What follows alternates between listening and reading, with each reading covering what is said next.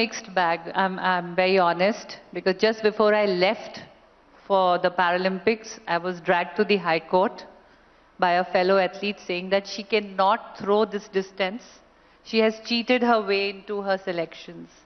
So for 15, 20 days, I was in and out of the High Court, and there was a lot of media stir around it.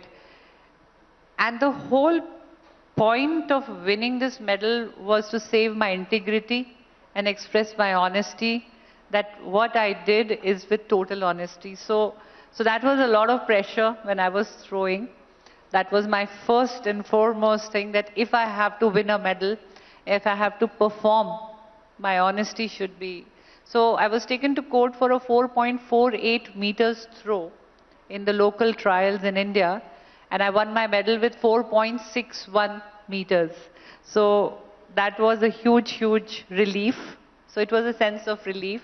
Then, of course, the realization that I had scripted history.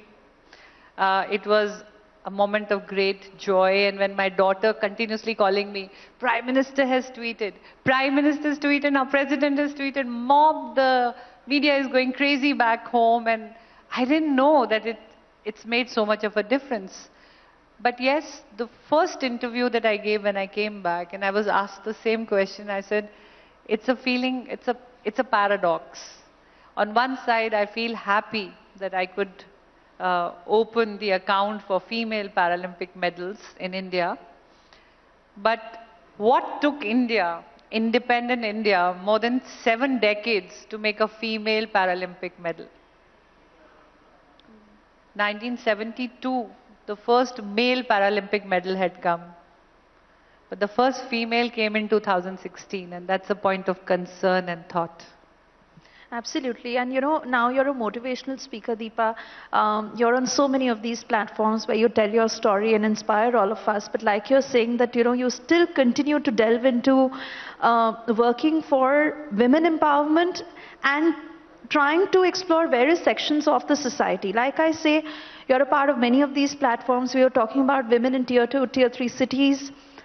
What's the story in rural India that you still see when it comes to women fighting these gender stereotypes, and how do you plan to work towards that? How is it that you address these women? I think if you go to rural India, you see more of women empowerment, to be honest. They're working in the fields, they're working a lot and becoming a part of the system.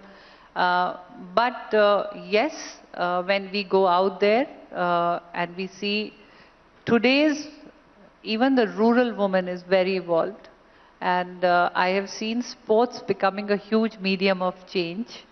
And like I'll tell you my personal experience when you talk about rural. We were doing a workshop, we have a small NGO where so we were doing a disability awareness workshop, and we were talking to, we would collect 7, 8 districts together, and then ask them whether paperwork is, have they got their UID ID, are they getting their compensation, are they making utilization of the government policies under which they can get some compensations, they can get loans, they can get treatment, they can get assistive aids through the welfare agencies of the government.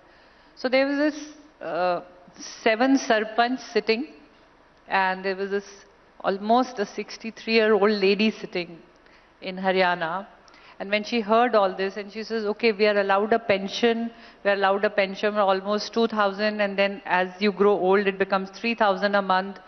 And I could see her do this, and she had an accident, and she was already disabled for almost 13 years.